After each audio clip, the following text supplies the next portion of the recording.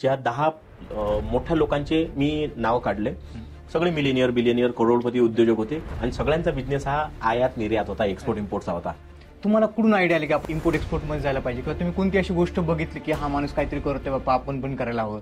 तर मग यासाठी मी ठरवलं की कुठेतरी आपण उद्योगामध्ये उतरायला पाहिजे आणि या शेतीलाच मोठ्या प्रमाणात त्याचं जे प्रोडक्ट आहे ते बाहेर देशात न्यायला पाहिजे. सगळ्या फॅमिलीचा विरोध होता आणि प्रत्येकाचा विरोध होता की तू बिझनेस नको करू, कुठली तरी नोकरी कर. पण मी ठरवलं, आपल्या महाराष्ट्रातील असेल किंवा भारतातील असेल, असे बरेच शेतकरी आत्महत्या करतात.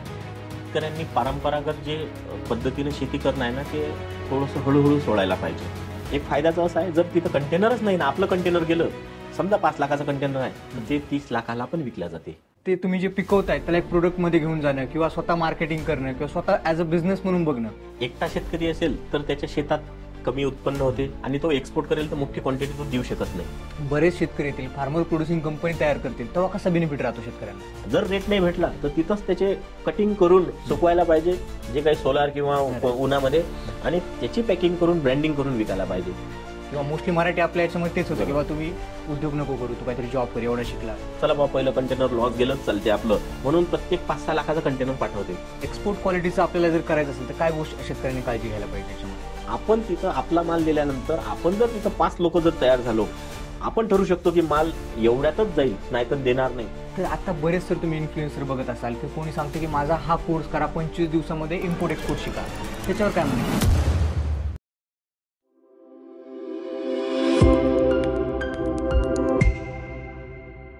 वडील शेतमजूर होते, घरची परिस्थिती हालाकीची होती, तरी या तरुणाने आज ओमान, दुबई, कतार अशा वेगवेगळ्या देशामध्ये शेतमाल एक्सपोर्ट करत आहे. वायोगावची हळद असो की नागपूरचा संत्रा असो, असे अनेक पदार्थ वेगवेगळ्या देशात जात आहेत. तर आपल्यासोबत आहे आज Praveen Wankhede sir, founder of universe export. आज सरांकडून आपण शिकणार आहोत की शेतकरी कसे इम्पोर्ट एक्सपोर्ट करू शकतात, शेतकरी इम्पोर्ट एक्सपोर्ट मध्ये काय चुका करतात आणि काय गोष्टी शेतकऱ्यांनी अवॉइड करायला पाहिजे की ते इम्पोर्ट एक्सपोर्ट मधून चांगला पैसा कमवू शकतात. आणि आपण या गोष्टीवरही चर्चा केली आहे. मोस्टली शेतकरी आत्महत्या का करतात आणि शेतकरी स्वतःच्या शेतीमधून कसे जास्त पैसे कमवू शकतात. शेतकऱ्यांनी फक्त शेतीवरती अवलंबून न राहता स्वतः बिझनेस साईड पण बघितली पाहिजे, मार्केटिंग कशी केली पाहिजे, इम्पोर्ट एक्सपोर्ट मध्ये काय गोष्टी असतात, इम्पोर्ट एक्सपोर्ट मध्ये लॉसेस कसे होतात, अशा वेगवेगळ्या गोष्टीवरती चर्चा केली आहे. तर हा पॉडकास्ट तुम्ही नक्की पहा. सर, आता तुमचं आहे ना, शेतकरी कुटुंबात जन्म झाला, घरची परिस्थिती पण तेवढी अशी विशेष काय नव्हती, तर तुम्ही इम्पोर्ट एक्सपोर्ट पर्यंत कसं आलात, व्यवसायापर्यंत थोडीशी आम्हाला जर्नी सांगा, म्हणजे तुमची कसं होतं? बरं, आई वडील शेतकरीच आणि लहानपणापासून कधीच आई वडिलांनी उद्योगाबद्दल काही डिस्कस नाही केलं. तर घरी 2 एकर शेती आणि त्या शेतीमध्ये सोयाबीन, तूर, उडीद हेच पेरणी करत होते. त्यानंतर मी डिप्लोमा केला. 10वी नंतर जिल्हा परिषदमधून माझं झालं 7वी पर्यंत शिक्षण. त्याच्यानंतर मग 10वी नंतर मी डिप्लोमा केला, डिप्लोमा इन ॲग्रिकल्चर सायन्स. त्यानंतर BSc ॲग्रिकल्चर केलं मी आणि त्यानंतर MSc in agriculture, college of agriculture Nagpur, doctor Panjabrao Deshmukh कृषी विद्यापीठातून केलं. त्यानंतर समजलं की आई बाबा सकाळी 7 वाजता जातात वावरात, येतात, पुन्हा दुपारी जेवण करायला, पुन्हा जातात, पुन्हा येतात. आणि माझा जो थेसिस होता तो होता सोयाबीनवर, MScचा, economics of production and marketing of soybean. मी जेव्हा तो केला तर त्याच्यानंतर समजले की हे तर लॉसमध्ये आहे सोयाबीन, किंवा हे करतात कसे शेतकरी, भाव कमी जास्त होते. तर त्यानंतर ठरवलं की आईबाबासारखे माझ्या असे कितीतरी शेतकरी आहेत जे फक्त जगण्यासाठी जे शेती करू राहिले, ज्यांची शेती म्हणजे 2 एकर 5 एकरच्या खाली आहे. तर मग यासाठी मी ठरवलं की कुठेतरी आपण उद्योगामध्ये उतरायला पाहिजे आणि या शेतीलाच मोठ्या प्रमाणात त्याचं जे प्रोडक्ट आहे हे बाहेर देशात न्यायला पाहिजे, म्हणून मी या उद्योजकामध्ये उतरलो. म्हणजे तुम्हाला असं कुठून इन्स्पिरेशन आली का, समजा असं आता इम्पोर्ट एक्सपोर्ट मध्ये, की आता आपण ग्रामीण भागातून येतो तेव्हा आपल्याला माहितच नसते की इम्पोर्ट एक्सपोर्ट काय असतं, किंवा आपण एक छोटेफार एक बघतो की बाबा एक दुकान करूया किंवा काहीतरी छोटासा व्यवसाय चालू करूया, तुम्हाला कुठून आयडिया आली की आपण इम्पोर्ट एक्सपोर्ट मध्ये जायला पाहिजे, किंवा तुम्ही कोणती अशी गोष्ट बघितली की हा माणूस काहीतरी करतोय बाबा आपण पण करायला हवं? तशी आयडिया म्हणजे मला कोणी शिकवलं नाही, माझा कोणी गुरु नाही आतापर्यंत. तर मी डिग्रीमध्ये असताना, म्हणजे तसं तर गावात असताना मी खो खो खेळत होतो, मग डिग्रीमध्ये असताना खो खो खेळत होतो. त्याच्यानंतर 3 वेळा मी नॅशनल खेळलो. त्याच्यानंतर मी 3 वेळा A certificate, B certificate NCC मध्ये होतो. तर पूर्ण भारतभर मी कॅम्प करत होतो. आणि त्यानंतर मला समजलं की आपण जसा विचार करतो तसा आपण घडतो. म्हणजे the mind is everything, what you think you become. ते लिहून ठेवत होतो मी. खो खो मध्ये कलर कोड पाहिजे, I will get colour code in kho kho हॉस्टेलमध्ये. पण लिहून ठेवणं नाही, ते एक लॉ ऑफ अट्रॅक्शन होते. त्याच्यानंतर कामही करत होतो. आणि मला त्यानंतर समजलं की या जगात काहीच अशक्य नाही आहे, सगळ्या गोष्टी शक्य आहेत, एव्हरीथिंग इज पॉसिबल. म्हणून मग मी ठरलं की या कोणताही आपण बिझनेस करू शकतो. मग सगळ्यात मोठा बिझनेस कोणता आहे, तर सगळ्यात मोठा बिझनेस हा ज्या 10 मोठ्या लोकांचे मी नाव काढले, सगळे मिलेनियर बिलियनियर करोडपती उद्योजक होते आणि सगळ्यांचा बिझनेस हा आयात निर्यात होता, एक्सपोर्ट इम्पोर्टचा होता. म्हणून मी ठरवलं की एक्सपोर्ट इम्पोर्ट करायचा. त्यावेळेस माझ्याकडे काहीच पैसेही नव्हते, पण मनात हे माहित होतं की आपण हा करू शकतो म्हणून.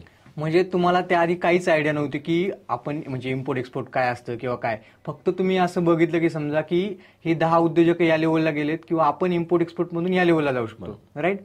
तर सर म्हणजे आता तुम्ही जेव्हा स्टार्ट केलं असेल तेव्हा तुम्हाला काय चॅलेंजेस आले मेनली, की जेव्हा सुरुवातीला तुम्ही माल पाठवत होता तर ते काय प्रॉब्लेम आले, किंवा आता नवीन उद्योजकांनी काय प्रॉब्लेम सॉल्व्ह करू शकतात किंवा ते फेस करताना त्यांनी हे करू शकतात की ते इम्प्रूव्ह करू शकतात त्याच्यामध्ये? याच्यामध्ये असताना सर्वात महत्वाची गोष्ट अशी आहे की मला यातलं झिरो नॉलेज होतं. म्हणजे एक्सपोर्ट इम्पोर्ट तर दूरची गोष्ट झाली, मला साधं गोमास्ता, उद्यम आधार किंवा कंपनी कशी काढतात हे माहित नव्हतं. कधी कोणी गाईड नाही केलं, काहीच नाही. त्यावेळेस मी पण कुठं काही जे ट्रेनिंग होते ते पण अटेंड नाही केले.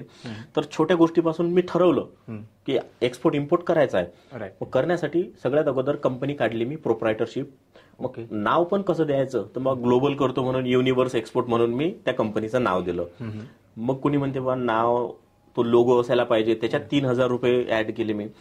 त्यानंतर मी जेव्हा अडथळे यासाठी आले की मला डिप्लोमा डिग्री MSc झाली, पण कधी कोणती गोष्ट एक्सपोर्ट होते, कशी व्हेरायटी कोणती एक्सपोर्ट होते किंवा त्याला ओळखायची कशी, हे कधी शिकवलं नाही कोणी. तर जेव्हा मी एअरपोर्टवर जेव्हा तिथून मिरची पाठवत होतो पहिल्यांदा, तर तेव्हा 25 ची मिरची मला 50 रुपयाला विकत दिली, कारण की माहित नव्हतं की कोणती मिरची जाते. म्हणजे हिरवी जाते, पण हिरव्यामध्ये पण बऱ्याच व्हेरायट्या राहतात. तर अशी बऱ्याच फसवणूक झाली. फायटो सर्टिफिकेट राहते, इतर सर्टिफिकेट राहतात, जे सर्टिफिकेट 500 आणि 200 रुपयात भेटतात, माझ्याकडून 9,000, 10,000, 10,000 घेतले. तर असे बरेच अडथळे आले माझ्या, म्हणजे पण ते अडथळे नसून ते मला शिकायला भेटलं. राईट. आता तुमची फॅमिली शेतकरी बॅकग्राऊंड मधून येते, राईट, की सगळे घरचे शेती करतात वगैरे, पण असं घरच्यांना नाही वाटलं का विरोध वगैरे केला किंवा मुलगा याच्यामध्ये बिझनेस मध्ये जातोय, पैसे जातील वगैरे अशा टाईपमध्ये? किंवा मोस्टली मराठी आपल्या याच्यामध्ये तेच होतं, किंवा तुम्ही उद्योग नको करू, तू काहीतरी जॉब कर, एवढा शिकलास, अशा टाईपमध्ये? तर तेच आईबाबांना म्हणजे कष्ट केले, दोघंही मजूर म्हणून होते विद्यापीठामध्ये. तर माझ्या गावामध्ये मोस्टली जास्त लोक हे डिप्लोमा आहेत, ऍग्रिकल्चरचा डिप्लोमा डिग्री झालेले आहेत, आणि ते ग्रामसेवक, कृषी सेवक किंवा मग बँकेमध्ये आहेत. तर बाया गावात डिस्कस करतात, बाई तुझे पोरगं काय करते, तर मी काहीच करत नव्हतो. म्हणून आई बाबा म्हणत होते की बाबू ग्रामसेवक तरी बन, राईट, तू डिप्लोमा झाला तुझा, MSc झाली तरी अभ्यासच करू राहिला. तर त्याला अपेक्षा होती की तू डिप्लोमा कर, पण मी त्यांना म्हटलं की मी उद्योजक करतो. तर त्यांचा विरोध होता, म्हणजे त्यांचाच नाही सगळ्या फॅमिलीचा विरोध होता आणि प्रत्येकाचा विरोध होता की तू बिझनेस नको करू, कुठली तरी नोकरी कर. पण मी ठरवलं, तर मी आपण मायबाबाच्या म्हटल्याने ऐकत नाही. तर म्हणून मी या बिझनेसमध्ये आलो.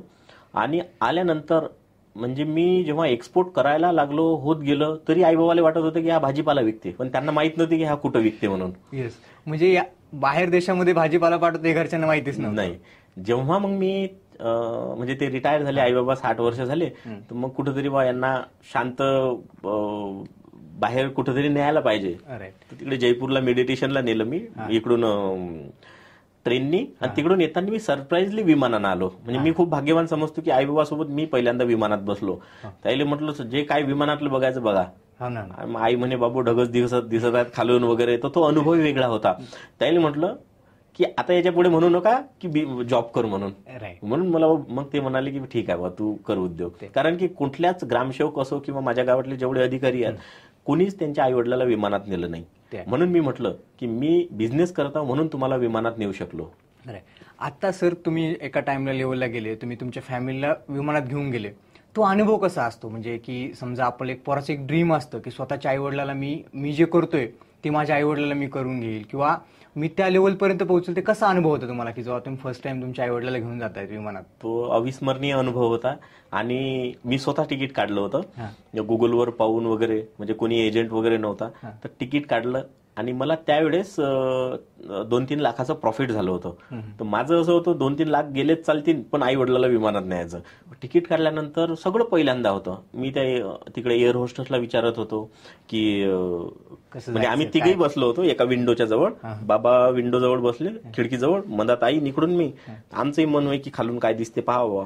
तर मग ते एअर होस्टेस आली, तर तिला म्हटलं की मागं सीट खाली आहे तर बसू शकतो. ते म्हणे हो. मग आई त्या विंडोवर बसली, मी मागं. तो अनुभव वेगळा होता. आणि मला असं वाटते की आई वडिलांना जेव्हा आपण म्हणजे त्यांच्या चेहऱ्यावर जेव्हा हास्य दिसते तेव्हा असं समजा तुमचं प्रगतीचे लक्षणं तयार झालेत. आणि ते पुण्यकर्म म्हणजे मी जास्त बिलीव्ह करतो की आई वडिलांचे जेव्हा आपल्याला चांगले संस्कार आणि पुण्यकर्म लाभले तर आपल्याला कुठलंच कोणीच अडू शकत नाही. 100% ते आहे. आता सर जेव्हा तुम्ही म्हणजे इम्पोर्ट एक्सपोर्ट मध्ये आलात तेव्हा आता बघा बऱ्याच जणांचं मी आता एक्झाम्पल्स ऐकलेले आहेत की समजा कोणी कांदा एक्सपोर्ट केला, तो कांदा खराब झाला किंवा तो घेतलाच नाही, क्वालिटीचाच नव्हता त्या, तर काय असतं म्हणजे की समजा तिथं काय चेक केल्या जातात गोष्टी किंवा काय असतं. समजा दुबईचं एक्झाम्पल जर घेतलं आपण, समजा तुम्ही इथून कांदा हे करताय तर कांदा करायला पाहिजे कारण कोणत्या गोष्टीला जास्त डिमांड आहे. बरोबर. आता आपल्या भारतातून जास्तीत जास्त कांदा, हिरवी मिरची आणि basmati rice, non basmati rice हे जाते. पण इथून नाशिकचा कांदा पण एक्सपोर्ट होतो. पण तो कांदा करताना काय होतं की दुबईतल्या मार्केटला माहित आहे की इथं भाव काय चालू आहे आणि इथल्यांना माहित आहे तिथं भाव काय चालू आहे. तर त्याच्यामुळे जे नवीन एक्सपोर्टर असतात म्हणजे बरेच भारतामध्ये कोर्स होतात एक्सपोर्ट इम्पोर्टचे आणि त्यांच्या अर्धवट नॉलेजमुळे काय करतात लोक, चला बाबा पहिलं कंटेनर लॉस गेलंच चालते आपलं म्हणून प्रत्येक 5-6 लाखाचं कंटेनर पाठवते. म्हणजे लॉस गेलं पण माझ्या नावानं गेलं पाहिजे त्यांना असं वाटते. पण त्यांना माहिती आहे लॉसच आहे. त्यामुळे काय होते की दुबईमध्ये जो पहिलं कंटेनर येते तर तेवढे त्या म्हणजे दुबईमध्ये जवळपास 150च्या वर कंट्रीमधले देशामधले लोक बसलेले आहेत आणि ते मल्टी इंटेलिजंट आहेत. त्यांना माहित राहते की हे नवीन नवीन आलेले आहेत म्हणून ते ग्रुपनं येतात. म्हणजे काही नॉन मराठी आहेत किंवा इतर काही महाराष्ट्राच्या बाहेरचे आहेत, भारताच्या बाहेरचे लोक आहेत आणि ते ठरवतात आपल्या कांद्याचा भाव. आणि 99% म्हणजे 100% म्हटलं तरी तो कांदा लॉसमध्ये जाते आणि हातात घेतात. क्वालिटी चांगली असली तरी म्हणतात की चांगली नाही.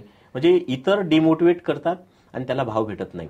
जर त्याला भाव भेटण्यासाठी जर त्या एक्सपोर्टरने बाहेर देशामध्ये जर त्याचं प्रेझेंटेशन दिलं आणि मोठ्या मॉलसोबत टाईप केलं तर त्याच्यात LC हा प्रकार होतो, लेटर ऑफ क्रेडिट.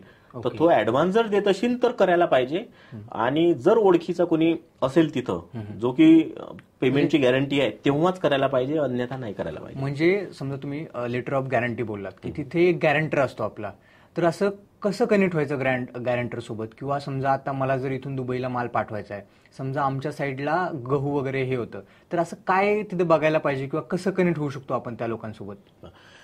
याच्यामध्ये लेटर ऑफ क्रेडिट कशामध्ये नॉन पेरिशेबल मध्ये जास्त होते, म्हणजे कांद्यामध्ये होत नाही पण ऍडव्हान्स त्यामध्ये कोणीच देत नाही. ओके. म्हणजे कारण की तिथं एवढे मोठे ट्रेडर बसलेले आहेत, आपण म्हणावं त्याला ऍडव्हान्स दे तर तो म्हणते दू नाही देत तर दुसरा माल पाठवत आहे मला. म्हणजे आपल्या शेतकऱ्यासारखं आहे मार्केट तिथलं. आपलं कसं APMC मार्केट आहे, आपला शेतकरी मार्केटमध्ये नेतो, असं समजा एक्सपोर्टर हा शेतकरी आहे आणि हा दुबईच्या मार्केटमध्ये नेतो. आणि तिथं बोलणारी भाषा 99.99%, 99.99% ही आपलं हिंदी आहे. तर हिंदीमध्ये बोलल्या जाते. तर तिथं तेच भाव ठरवतात. जेव्हा जास्त कंटेनर आले म्हणजे डिमांड आणि सप्लायवर चालते, जास्त कंटेनर आले तर त्याचा भाव असं समजा तुम्ही पूर्ण कंटेनरही लॉस होऊ शकते किंवा अर्ध कंटेनर लॉस होते. आणि जर एक फायद्याचं असं आहे, जर तिथं कंटेनरच नाही ना, आपलं कंटेनर गेलं, समजा 5 लाखाचं कंटेनर आहे तर ते 30 लाखाला पण विकल्या जाते. तर डिमांड आणि सप्लायवर सगळं खेळ चालतं तिथं. म्हणजे आता समजा आपण एक्झाम्पल घेतलं तर आता आपल्या इकडचा शेतकरी जरी बघितला तर आपल्या इकडे पण डिमांड आणि सप्लाय. समजा गावातलं आपण एखादं एक्झाम्पल घेतलं, एखाद्याने हे पीक लावलं तर प्रत्येक जण तेच लावायचं बघतो आणि तिथे डिमांड अँड सप्लायचं सगळं हे होतं की बाबा की सगळ्यांनी लावल्यामुळे त्याची तेवढा डिमांडच राहत नाही. तर आता ना सर मोस्टली तुम्ही बघू शकता की बरेच आता आपल्या महाराष्ट्रातील असेल किंवा भारतातील असेल असे बरेच शेतकरी आत्महत्या करतात. तर त्यांना म्हणजे शेतीतून कसं जास्त उत्पन्न हे होऊ शकतं? आता तुम्ही मोस्टली दुबई फिरता, ओमान फिरता, तर त्या देशातून तुम्ही बघितलं ते शेतकरी काय वेगळं करतायत, ते आपले शेतकरी आपल्या इथे इम्प्लिमेंट करू शकतात किंवा काय वेगळं करू शकतात आपले शेतकरी? आपल्या शेतकऱ्यांनी परंपरागत जे पद्धतीने शेती करणं आहे ना ते थोडंसं हळूहळू सोडायला पाहिजे. म्हणजे उदाहरणार्थ मीच म्हणतो, माझ्या घरी सोयाबीन, तूर हेच पीक घेतात, पण त्या पिकाला भाव भेटत नाही आणि भाव नसल्यामुळे तो शेतकरी थोडासा नकारात्मककडे जातो आणि त्याच्यामुळे आत्महत्येचे प्रमाण वाढतात. तर त्या शेतकऱ्याने जर त्याला मूल्य संवर्धन, जर व्हॅल्यू ॲडिशन जर केली, उदाहरणार्थ सोयाबीनच आहे तर सोयाबीनचं दूध काढणे किंवा मग त्याचं प्रोसेसिंग करणे, तूर आहे तर तुरीची एखादी डाळ मिल आहे, बऱ्याच स्कीम आहेत गव्हर्नमेंटच्या, ते डाळ मिल घेणे, त्याची डाळ बनवणे, त्याला ब्रँडिंग करणे, ह्या माध्यमातून जर केलं तर त्याला 2 पैसे जास्त मिळतात. म्हणजे राईट, तुमचं म्हणणं की बाबा शेतकऱ्यांनी फक्त शेतकरी बनवणे, की ते तुम्ही जे पिकवताय त्याला एक प्रोडक्ट मध्ये घेऊन जाणं किंवा स्वतः मार्केटिंग करणं किंवा स्वतः ऍज अ बिझनेस म्हणून बघणं. कारण मला तरी असं एक ऑब्झर्वेशन आहे की शेतकरी काय करतो, पिकवतो पण त्याला मार्केटिंग व्यवस्थित जमत नाही किंवा कुठं सेल्स आहे, कुठं मार्केट चांगलं आहे, तो अभ्यास नाही करत, विदाऊट अभ्यास करताही करतं. आता तुम्ही सर मोस्टली आहे ना वायोगावची हळद असेल, वायोगावची हळद असेल, अशा गोष्टी हे करता. तुम्हाला कधी जाणवलं की बाबा आपण ह्या गोष्टी एक्सपोर्ट करायला पाहिजे, किंवा आता आपले जे सोयाबीन वगैरे ते होत नाही किंवा त्यांना खूपच प्रॉब्लेम आहे, तर तुम्हाला कसं अनुभवलं की तुम्ही जे पीक सिलेक्ट केलं की बाबा वायोगावची हळद असेल, मिरची असेल, किंवा तुम्ही आता संत्री पण मोस्टली हे करता, तर कसं ठरलं तुम्ही की हेच आपण करायला पाहिजे तिकडे? त्यामध्ये म्हणजे खास करून आपले जे बाकीचे पिक आहेत सोयाबीन किंवा इतर, तर ते GMO असतात, नॉन GMO वगैरे, तर ज्याचं जर्मिनेशन होत नाही, तर ते पिकं एक्सपोर्ट होतात. आणि सोयाबीन हे भारतातून खूप कमी प्रमाणात होते आणि इतर कंट्री पाठवते. तर सगळ्यात जास्त जे होतात ते फ्रुट्स, व्हेजिटेबल्स, फळे किंवा भाजीपाला होतो. तर ऑब्झर्वेशन मध्ये असं आलं की मी बाहेर कंट्रीमध्ये दुबईमध्ये राहून आहे, तर तिथं संत्री चालतात, जशी वायगावची हळद आहे. तर वायगावची हळद यासाठी चालते, त्याच्यामध्ये कर्क्युमिनचं प्रमाण जास्त आहे. आणि ती जर हळद कंझ्युम केली कुणी, तर कुठलेच शरीर म्हणजे जे काही रोग असतील तर त्याला कंट्रोल करते, त्याच्यात त्याची जी पॉवर आहे वाढवते आणि त्याला कुठला डिसीज होत नाही. दुसरी गोष्ट, भाजीपाला आणि फळे हे सर्वात जास्त एक्सपोर्ट होतात. आणि त्याचप्रमाणे शेतकऱ्यांनी जर हळूहळू पद्धतीने जर ऑर्गॅनिक कडे वळले, सेंद्रिय पद्धतीनं केलं, तर प्रत्येक कंट्रीमध्ये, जसं आधी युरोपियन कंट्री आहे किंवा USA आहे, तर त्या कंट्रीमध्ये काही सर्टिफिकेट लागतात, NPOP, गॅप सर्टिफिकेट लागतात. हे शेतकऱ्यांनी जर ग्रुप मिळून केली शेती आणि 3 वर्षानंतर जर ते ऑर्गॅनिक होत असेल, तर त्याला भाव दुप्पट, तिप्पट, चौपट मिळण्याची शक्यता आहे. राईट. आता तुम्ही जसं बोलले की ग्रुपनी शेती करायला पाहिजे किंवा शेतकऱ्यांनी एकत्र येऊन शेती करायला पाहिजे. आता मोस्टली आपल्याकडे प्रॉब्लेमच तो असतो की एकत्र येण्याचा. तर तुम्ही काय सांगाल की बाबा जेव्हा इम्पोर्ट एक्सपोर्ट करतात तेव्हा एका शेतकऱ्यांनी येऊन उपयोग नाही, जेव्हा तुम्ही बरेच शेतकरी येतील, फार्मर प्रोड्युसिंग कंपनी तयार करतील, तेव्हा कसा बेनिफिट राहतो शेतकऱ्यांना?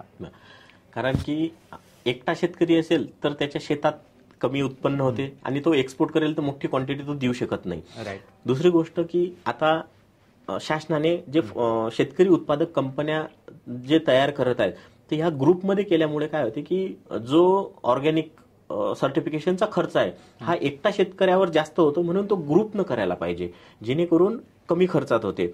आणि शेतकरी उत्पादक कंपन्या केल्यामुळे त्याला वेगवेगळ्या शासनातून स्कीम पण भेटतात. उदाहरणार्थ अपेडाकडून कोल्ड स्टोरेज 50% सबसिडीने भेटते, कोल्ड व्हॅन भेटते, गव्हर्नमेंटकडून म्हणजे मॅग्नेट असे सारखे प्रोजेक्ट आहेत, स्मार्ट आहेत, पोखरा प्रोजेक्ट आहेत, त्या माध्यमातून मोठ्या प्रमाणात ड्रोन पण उपलब्ध करून देतात 90% सबसिडीनं.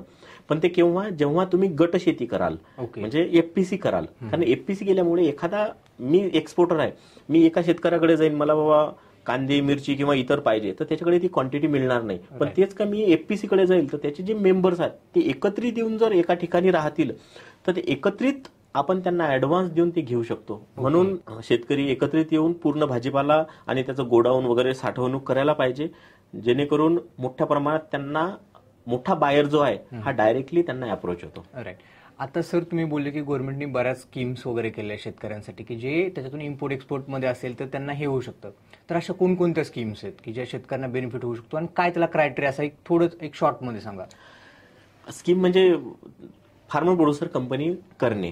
फार्मर प्रोड्युसर कंपनी केल्याने मोठ्या स्कीमात, जसं आता स्मार्ट होते आणि अपेडाकडून आहे आणि PMFME आहे, MSME आहे, या माध्यमातून जे इंटरनॅशनल आणि नॅशनल जे एक्झिबिशन्स होतात, त्या एक्झिबिशनमध्ये एकतर त्यांना फ्रीमध्ये स्टॉल राहतो, दुसरं म्हणजे काही कमी प्रमाणात कमी पैशात स्टॉल मिळतो. आणि इंटरनॅशनल एक्झिबिशनमध्ये जर एखाद्या शेतकरी उत्पादक कंपनीने स्टॉल घेतला, तर एखादा इंटरनॅशनल बायर जेव्हा व्हिजिट करतो त्यांच्या स्टॉलवर, तेव्हा ते त्यांचं उत्पादन जे आहे ब्रँडिंग वगैरे करून ते प्रेझेंटेशन देऊ शकतात. मग त्या बायरला खरोखर अनुभूती येते की हे बाबा खरोखर आहेत. नाहीतर तुम्ही रस्त्याने चालले आणि बायरला म्हणता किंवा हे घ्या व्हिजिटिंग कार्ड आणि द्या, तर तो विश्वास नाही ठेवत. तर त्याला विश्वास ठेवण्यासाठी तुम्ही ह्या स्कीमचा फायदा घ्यायला पाहिजे आणि एकत्रित येऊन अशी शेती केली आणि इतर जर एक्झिबिशन अटेंड केले तर इतर लोकांचं तुमच्याकडे लक्ष जाते, त्यामुळे आपला माल त्याचा जे मोठ्या प्रमाणात प्रचार प्रसार होतो तो विकल्या जाते. राईट. आता सर तुम्ही बोलले की समजा की आपण एक पीक सिलेक्ट केलं पाहिजे, तर आपण एखादं पीक पाठवतोय, समजा फळ पाठवतोय किंवा म्हणजे फळभाज्या पाठवतोय, तर काय म्हणून क्रायटेरिया असायला पाहिजे? समजा आता मोस्टली ना इथून आपण पाठवतोय, खराब होऊ नये, काय गोष्टीची काळजी घ्यायला पाहिजे? जेव्हा तुम्ही स्वतःचं पहिलं कंटेनर पाठवलं तेव्हा तुमचा कसा अनुभव होता? मी पहिलं जेव्हा कंटेनर पाठवलं तेव्हा बरंच शिकायला भेटलं. तर त्यामधून बऱ्याच गोष्टी लॉसमध्ये झाल्या. जसं डॉक्युमेंटेशन मध्ये मी सांगितलं की जी गोष्ट 500ची भेटते त्याच्यात 5,000 रुपये घेतले, जी गोष्ट 1,000 रुपयाची भेटते मला 9,000 रुपये घेतले माझ्याकडून. तर हा तर पहिला लॉस झाला. तर नवीन एक्सपोर्टरनी किंवा उद्योजकनी डॉक्युमेंटेशन म्हणजे चांगल्या संस्थेशी जोडून चांगलं मार्गदर्शन घेऊन अगोदर त्यावर वर्क करायला पाहिजे. दुसरं आहे की आपण जर समजा मिरची आहे, कांदा आहे किंवा फळे भाजी आहेत किंवा कुठलेही असो, ते जर व्यवस्थित क्वालिटीचे जर ठेवले तर खराब होत नाहीत. कारण की जे कंटेनरमध्ये जाते ते रेफ्रिजरेटेड कंटेनरमध्ये जाते, थंड राहते. तर चांगली क्वालिटी असली तर ते चांगलंच निघते. पण आपण जर इतर मिक्स किंवा त्याच्यात जर पाला पाचोळा किंवा त्याची क्वालिटी चांगली नाही केली तर तिथं मोठ्या प्रमाणात आपला खराब माल होतो आणि मोठ्या प्रमाणात आपला नुकसान होण्याची शक्यता राहते. तर आता आहे ना सर, आपण एक केस स्टडी घेऊया. समजा आपण एक एक्झाम्पल घेतो की एक मुलगा संभाजीनगरचा मुलगा आहे, त्याला दुबईमध्ये जाऊन किंवा US मध्ये जाऊन त्याला स्वतःच्या शेतीतले प्रोडक्ट हे करायचे. तर तुम्ही स्टेप बाय स्टेप सांगा. समजा शेतीतून माल निघतोय, शेतकऱ्याकडून माल घेतोय, काय काय प्रोसेस असते तिथपर्यंत पोहोचेपर्यंत? सर्वात अगोदर उदाहरणार्थ छत्रपती संभाजीनगरच्या मुलाने त्याचे कंपनीचं नाव अगोदर ठरवायला पाहिजे. मग कंपन्या बऱ्याच प्रकारच्या आहेत. जसं एकटा असेल तर त्याची प्रोप्रायटर कंपनी होऊ शकते, दोघं पार्टनर असेल तर पार्टनरशिप होते, LLP करू शकतो किंवा प्रायव्हेट लिमिटेड करू शकतो. तो जर शेतकऱ्याचाच पोरगा असेल तर त्यांनी म्हणजे माझा असा सल्ला आहे की फार्मर प्रोड्युसर कंपनी करायला पाहिजे. ओके. इतर गावातली लोक जोडून, समविचारी लोक जोडून फार्मर प्रोड्युसर कंपनी गेली तर त्या फार्मर प्रोड्युसर कंपनीच्या नावाने सगळे डॉक्युमेंटेशन काढायला पाहिजे. जसे की बँकेचं अकाउंट, GST, अपेडाचं लायसन काढायला पाहिजे, एक्सपोर्ट इम्पोर्ट कोड, मग आईस गेटचं रजिस्ट्रेशन, हे सगळं ऑनलाईन मध्ये आपण युट्यूबवर पाहून पण भरू शकतो. हे केल्यानंतर डॉक्युमेंटेशन झाले. त्याच्यानंतर पोर्ट रजिस्ट्रेशन CHA च्या माध्यमातून होतो, कस्टम हाऊस एजंट. त्यानंतर एक प्रोडक्ट सिलेक्ट करायला पाहिजे. उदाहरणार्थ छत्रपती संभाजीनगरमध्ये मिरची होते मोठ्या प्रमाणात, आता हिरवी मिरची सुरू झाली आहे. तर ती मिरची कोणत्या व्हेरायटीची आहे, जसं G4 नावाची गौरी व्हेरायटी आहे, तर ती व्हेरायटी सिलेक्ट करायला पाहिजे आणि आपल्या फार्मरला सांगायला पाहिजे की ही व्हेरायटी लावा. ती लावल्यानंतर त्याचं गुड ऍग्रिकल्चर प्रॅक्टिसेस म्हणजे त्याची स्टडी करायला पाहिजे. आतापर्यंत आपल्या आईबाबांना मेहनत केली, पण आपण त्याचं प्रत्येक गोष्ट लिहायला पाहिजे. त्याचं सोविंग कधी केली, पेरणी कधी केली, कोणते फवारे मारले, हे सगळं लिहिल्यानंतर काय होते, आपल्याकडे रेकॉर्ड राहते. आणि ती मिरची कधीची आहे, कधी त्याची तोडणी झाली हे आपल्याला माहित होते. हे कशासाठी की जायपर्यंत ती खराब नाही होत. ओके. मग त्यानंतर मिरची कशी जाते, म्हणजे उदाहरणार्थ मी केस स्टडी मिरचीची घेतो. ती मिरची एका बॉक्समध्ये 3.8 नेट वेट आपण भरतो, 3.8 किलो, आणि बॉक्स पकडून त्याचा 4.5 किलोचा वेट होतो. तर ती मिरची आपण कोल्ड स्टोरेजवर नेतो अगोदर. मग कोल्ड स्टोरेजवर त्याची सॉर्टिंग रीडिंग होते. आता शेतकऱ्याचे पोरं हे करू शकतात. तर सॉर्टिंग रीडिंग मध्ये काहीच नाही आहे, पाला पाचोळा बाजूला काढतात फॅननं, त्याच्यानंतर त्यातली लाल आणि तुटलेली मिरची बाजूला काढतात आणि उरलेली जी चांगली मिरची आहे ही त्या बॉक्समध्ये भरतात, त्याचं वेट करतात. वेट केल्यानंतर ते बॉक्स जे आहेत हे कोल्ड स्टोरेज मध्ये ठेवतात. कशाला? त्याच्या प्री कुलिंग करण्यासाठी. कारण की आताचं टेम्परेचर जे नॉर्मल टेम्परेचर आहे हे 30च्या वर राहते आणि कंटेनरचं जे टेम्परेचर आहे हे 6 डिग्री सेंटीग्रेड टेम्परेचर राहते. म्हणून ते मॅच करण्यासाठी डायरेक्ट नाही करत, म्हणून त्याला मिनिमम 8 तासाच्या वर आपण प्रीकूल करतो. म्हणजे 30 डिग्री सेंटीग्रेड पासून तो त्याला 6 वर आणतो. त्यानंतर आपण कंटेनरला बोलावतो, कंटेनर ओपन करतो. ओपन करण्या अगोदर ते कंटेनर सुरू करतो की ते त्याचं टेम्परेचर 6 डिग्री सेंटीग्रेड झालं का. ओके. आणि मग थंड झालं टेम्परेचर, मग ते गेट ओपन करतो. गेट ओपन केल्यानंतर जे बॉक्स आहेत याला जवळपास 1.5 ते 2 तास बॉक्स टाकायला लागतात. त्यामध्ये 3700 बॉक्स बसतात. जवळपास 14.5 ते 15 टन मिरची त्यामध्ये बसू शकते. हे बॉक्स पॅक करतो आपण, मधात होल ठेवतो कारण की व्हेंटिलेशन वगैरे. मग आपण त्याचे पहिले अगोदर फोटो काढतो कंटेनरचे, कारण की जर कंटेनर कुठं डॅमेज झालं तर कस्टम हाऊसनं, कस्टम एजंटनं म्हणावं नाही की आपल्यामुळे झालं म्हणून फोटो आपण ठेवतो. आणि त्यानंतर पूर्ण पॅक केल्यानंतर हे कंटेनर पोर्टला जाते. ओके. पोर्टला जाण्या अगोदर आपण हे जे एक्सपोर्ट करतो हे जे प्रोसिजर, तर त्याचा एक इनव्हॉइस आपण रेडी करतो. इनव्हॉइस मध्ये काय राहते, त्या एक्सपोर्टरचं नाव, त्याचा पॅन कार्ड, एक्सपोर्ट इम्पोर्टचा नंबर, इनव्हॉइस नंबर आणि ज्याला पाठवतो त्याचा नंबर, तर हे सगळं राहते. मग मिरची किती बॉक्स आहेत त्याच्यात, एक बॉक्स कितीचा आहे, तो सगळं जे आहे हे डॉलरमध्ये लिहितो आपण. म्हणजे पहिले आपल्या रुपीजमध्ये करायचं आणि त्याला कन्व्हर्टेड बाय जो डॉलरचा रेट चालू आहे त्याच्यात करतो आणि तो इनव्हॉइस आपण CHA ला सबमिट करतो, कस्टम हाऊस एजंटला. मग तो पूर्ण त्याचे डॉक्युमेंट करतो. त्या डॉक्युमेंटमध्ये फायटोसॅनिटरी सर्टिफिकेट येते. मिरची असेल तर त्याची वेगळी लॅब टेस्ट होते, कारण की जास्तीत जास्त फवारे करतात त्याच्यावर मिरचीवर, म्हणून लॅब टेस्ट स्पेशल केल्या जाते त्याची. त्याच्यानंतर चेंबर ऑफ कॉमर्सचं एक सर्टिफिकेट ऑफ ओरिजिन घेतल्या जाते. त्यानंतर शिपिंग बिल जनरेट होते, त्याचं बिल ऑफ लेडिंग जनरेट होते आणि हे सगळे डॉक्युमेंट झाल्यानंतर तो CHA आपल्याला देतो आणि म्हणजे आपल्याला सॉफ्ट कॉपी पाठवतो, ओरिजिनल आपल्या दुबईला पाठवतो विमानाने. आणि हे कंटेनर झाल्यानंतर हे कंटेनर जाते पोर्टला गेल्यानंतर तिथं त्याचं कस्टम क्लिअरन्स होते. कस्टम एजंट पाहते की खरंच मिरची आहे का, ते स्कॅन होते पूर्ण. स्कॅन झाल्यानंतर ते मग एक दिवस त्या जहाजावर ठेवायला लागतात.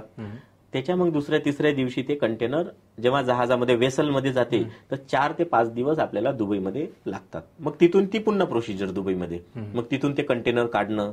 मग तिथला जो बायर आहे दुबईचा, तो काय करतो, तिथला कस्टम एजंट हायर करतो.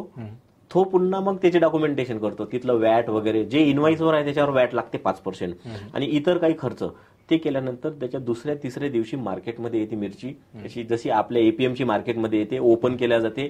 तो बॉक्स रॅन्डमली काढते, खाली म्हणजे पाहते की मिरची कशी आहे, लाल असेल किंवा काय आहे, हिरवी असेल, तर त्यानुसार त्याला रेट डिसाईड होते. आणि यानंतर मग जे पैसे घेतले ते पैसे तो बायर जो आहे तर तो आपल्या अकाउंटवर टाकतो, म्हणजे एक्सपोर्टरच्या अकाउंटवर टाकतो. त्याच्यानंतर 2 दिवसानंतर ते रिफ्लेक्ट होतात आपल्या बँकेमध्ये. तर मग बँकेतूनच कॉल येते की तुमच्या डॉलरनं पैसे आले, ते आपल्याला दिसत नाहीत.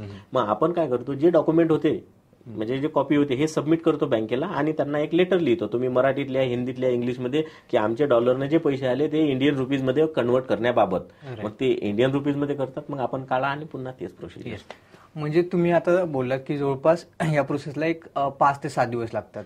पूर्ण 15 दिवस लागतात या प्रोसेसला. आणि सॉर्टिंग, रीडिंग, पेमेंट नाही, म्हणजे मी म्हणतो की समजा इथून शेतकऱ्याकडून माल आला तर तो विकेपर्यंत जवळपास 7 दिवस जातात. नाही, 15 दिवस जाते. 15 दिवस जातात, कारण सॉर्टिंग, रीडिंग 2-3 दिवस गेले, कस्टम क्लिअरन्स 2-3 दिवस गेले, मग 5-6 दिवस झाले, जायचे 4 दिवस, 10 दिवस, मग तिथून 2 दिवस पुन्हा. तर असे आपण मॅक्सिमम 15 दिवस पर्यंत सर्कल आहे. पण सर आता याच्यामध्ये बघितलं की आता समजा काही फळं असतील ज्यांचा लाईफ स्पॅनच खूप कमी दिवसाचा असतो, समजा 5-6 दिवसामध्ये ते खराब होऊन जातं, तर कसं करतात तुम्ही, किंवा त्याला काय प्रोसिजर असते, किंवा कसं तुम्ही हँडल करत? उदाहरणार्थ तुम्ही जे म्हणजे एकदम अति नाशवंत जे म्हटलं तर त्याच्यात स्ट्रॉबेरी येईल, टमाटर किंवा टमाटर आहे. टमाटर तरी आपण काय करतो, टमाटर कच्चं घेतो, पण त्याला थोडासा लाल डाग आला पाहिजे, म्हणजे त्याची प्रोसिजर लाल होण्यास सुरू झाली तर तो जहाजाने आपण पाठवू शकतो.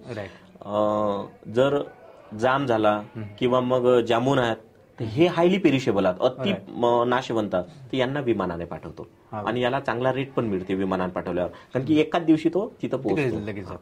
पण विमानाचं जे कॉस्टिंग आहे हे परवडलं पाहिजे, याच्या हिशोबानं त्या कंट्रीमध्ये किती रेट चालू आहे, तर ते सगळं मॅनेज करून जर पाठवलं तर आपण इझिली ते काम करू शकतो. आता सर तुम्ही ग्रामीण भागातील बघितलं शेतकरी, तर मोस्टली त्यांची पिकं काय असतात की कापूस असतात. आता मी मराठवाड्याचं एक्झाम्पल देतो की कापूस घेणार, तूर घेणार, मूग घेणार, की ज्याच्यामधून असं की ते लगेच इन्कम नाही करू शकत किंवा त्यांना एक पॅसिव्ह इन्कम नाही राहत त्याच्यामधून. तर तुम्ही शेतकऱ्यांना, आता तुम्हाला पण चॅलेंजेस आले असतील, तुमच्याकडे तुम्ही बोलले की सुरुवातीला सोयाबीन वगैरे करायचे, तर तुम्ही शेतकऱ्यांचा माइंडसेट कसा बदलला की बाबा आपण या शेतीकडे जाऊ किंवा आपण असं करायला पाहिजे, आणि तुम्हाला शेतकरी सुरुवातीला कनेक्ट झाले का, आणि आता जवळपास तुमच्याकडे 5,500 शेतकरी कनेक्ट आहेत, तर कसा प्रवास होता हा?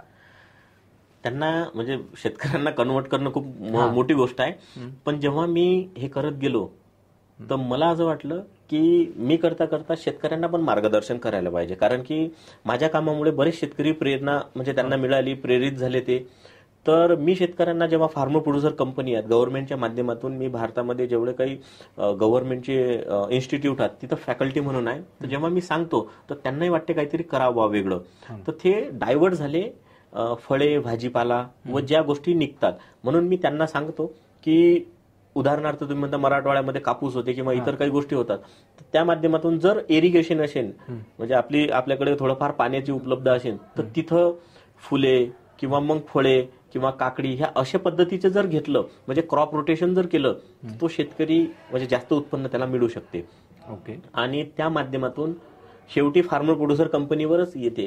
जर मिळून शेती केली तर ते एकत्रित काय होते, जे काही असेल भाजीपाला वगैरे, तर ते जर खराबही होत असेल तर त्या शेतकऱ्यांनी आता तशी मेहनत करायला पाहिजे. कारण आतापर्यंत काय करतो शेतकरी पिकवतो आणि विकतो. राईट. आता त्यांच्या मुलांनी काय करायला पाहिजे, जे पिकवतो जर रेट नाही भेटला तर तिथंच त्याचे कटिंग करून सुकवायला पाहिजे, जे काही सोलार किंवा उन्हामध्ये, आणि त्याची पॅकिंग करून ब्रँडिंग करून विकायला पाहिजे. म्हणजे तुमचं असं म्हणणं आहे की शेतकऱ्यांनी स्वतः प्रोडक्टवरती फोकस करायला पाहिजे. समजा फॉर एक्झाम्पल काही मिरची करत असेल तर मिरची पावडर बनवू शकतो का, स्वतःचा ब्रँड आपण क्रिएट करू शकतो का, या गोष्टीवरती फोकस केला पाहिजे. आता आपलं बोलताना तुम्ही वायगावच्या हळदचं एक्झाम्पल दिलं की तिथे म्हणजे खूप चांगले न्यूट्रिएंट्स वगैरे आहेत. तर सर सुरुवातीला तुम्ही आता बोललात की तुम्ही काही त्याचे टॅबलेट्स बनवल्या होत्या, तर त्याचा कसा मार्केटमध्ये हे असतो, आणि तुम्ही स्वतः इन हाऊस तुम्ही बनवता की तुम्ही थर्ड पार्टीकडून बनवून घेता? हा, तर मी काय करतो, जे मी पहिला व्यक्ती आहे, जे शेतकऱ्यांचे जे प्रोडक्ट आहेत हे इतर म्हणजे सौदी अरेबिया असेल, दुबई असेल, सिंगापूर, मलेशिया आणि आता मॉस्को, रशियाला पण मी जाऊन आलो. मी शेतकऱ्यांचे जसेच्या तसे प्रोडक्ट त्यांचे तिथं प्रेझेंट करतो. ओके. म्हणजे मला असं वाटतं की हे मी त्यांना दाखवतो की हे शेतकऱ्याचं manufacture by farmer producer company राहते. तर ते शेतकरी काय करतात, हळद जर त्यांची असली, समजा इतर काही असले स्वतः करतात, पण टॅबलेट वगैरे शेतकरी पूर्ण नाही करू शकत, त्यांच्याकडे एवढं सेटअप नाही, तर ते थर्ड पार्टीकडून ते करून घेतात. म्हणजे त्यांचा फॉर्म्युला ते देतात आणि म्हणजे जो काही पॅकिंग मटेरियल देतात आणि त्या लॅबमधून ते बनवून घेतात. आणि मग मी ते जे प्रोडक्ट आहे ते घेऊन जे इंटरनॅशनल एक्झिबिशन्स होतात तिथं प्रेझेंटेशन देतो आणि तिथं त्याचं महत्व पटवून देतो. म्हणजे आपल्या हळदीचा स्मेल देतो त्यांना, किंवा इतर हळदीपेक्षा ही हळद खूप गुणकारी आहे. या हळदीमुळे बाबा चेहऱ्याला लावले तर स्किन डिसीज होणार नाही, किंवा मग कोरोना झालं, कॅन्सर झालं, डायबिटीज झालं, हे पण होत नाही. बरेच केसेस आहेत ज्यांचा कॅन्सर पण कमी झाला, म्हणजे बरेच 10-15 वर्ष आपले वाढतात. यांचं डायरेक्ट प्रमोशन शेतकऱ्यांचं आपण करतो. म्हणून त्या माध्यमातून आता आपण रिसेंटली हळद पाठवली, त्याचा पण खूप रिस्पॉन्स राहिला. आता आपण संत्र्यावर पण काम करत आहे. संत्रा ठीक आहे खराब होते कधी कधी, तर मग आम्ही काय करतो, त्या संत्र्याच्या साली काढा बाबा, त्याचं ऑइल बनवा किंवा मग त्याचं पावडर बनवा. त्याचे जे तो जसा एकदम पंचर होते पटकन, तर त्याला काढून जर छोटे छोटे संत्रे काढले, त्याला जर ड्राय केले तर ते पण मार्केटमध्ये विकल्या जातात. ओके. आता जर तुम्ही वेगळे एक्झाम्पल दिले की काय, आता मी एक रील बघितली होती की त्याच्यामध्ये असं सांगितलं होतं की गाईचं गोबरच्या याला पण, म्हणजे गाईचं शेण असेल तर त्याला पण खूप मार्केटमध्ये डिमांड आहे. खरं आहे ते? मी पहिला व्यक्ती आहे जो विदर्भातून पहिल्यांदा गांडूळ खत पाठवलं. हा का? म्हणजे खूप वर्षानंतर माझी इच्छा होती की पाठवा. तर इंटरनॅशनल एक्झिबिशन एवढे मी अटेंड केले. मी काय करत होतो, गांडूळ खत पण घेऊन जात होतो आणि इतर बायरला मी दाखवत होतो. म्हणजे पाण्यात पाणी घेत होतो आणि पाण्यामध्ये ते टाकत होतो. ते गंडूळ जर प्युअर गांडूळ खत जर असलं तर ते ट्रान्सपरंट दिसते, आणि त्याच्यामध्ये जर माती असली तर गडूळ दिसेल. तर आपल्याकडे प्युअर होतं. बरेच शेतकरी आहेत त्यांचे, विद्यापीठातून आपण घेतले सॅम्पल, त्याची ऑर्डर आली. ऑर्डर आल्यानंतर माझ्या गावामध्येच डॉक्टर पंजाबराव देशमुख कृषी विद्यापीठाची 5,500 एकर शेती आहे, आणि त्या शेतीमध्येच माझे आई बाबा म्हणजे 1974 त्याच्या अगोदर पासून काम करतात मजूर म्हणून. मी लहानपणी जात होतो, तर त्या ज्या गोडाऊनवर मी पाहत होतो. मग मी ठरवलं की गांडूळ खत मी माझ्या गावातूनच आता इथून एक्सपोर्ट करेल. तर मग असा योग आला. त्या माध्यमातून आमच्या विद्यापीठाला माननीय कुलगुरू जे आहेत गडाख साहेब, ते लाभले. आणि त्यांना मी जेव्हा भेटलो तेव्हा मला त्यांनी सांगितलं की कसा बिझनेस करायचा आणि ह्या गोष्टी. तर तिथं आपण फोरम म्हणजे त्यांच्या संकल्पनेनुसार विद्यापीठात उद्योजकता फोरमची स्थापना झाली. मग मी सांगितलं सर की गांडूळ खत पाठवायचं आहे, तो कुठून पाठवायचा आहे म्हणत. तर माझ्याच गावामधून पाठवायचं आहे. तर ते विद्यापीठातून न पाठवता ते माझ्या गावामधून पाठवलं. आणि त्यामध्ये माझे आई बाबा फ्लॅग ऑफ करण्यासाठी जिल्ह्याचे कलेक्टर आणि मान्य कुलगुरू, म्हणजे आई वडिलांना खूप मोठं होतं की बाबा कुलगुरू आणि कलेक्टर येतात. तर तो पहिल्यांदा असा एक म्हणजे मेड जमून आला की आई बाबाच्या डोळ्यात म्हणजे अश्रू आले की जिथं काम केलं तिथून आपण कुलगुरूच्या आणि कलेक्टरच्या जवळ बसून मोठा प्रोग्राम झाला पहिल्यांदा विदर्भातून. ते झालं.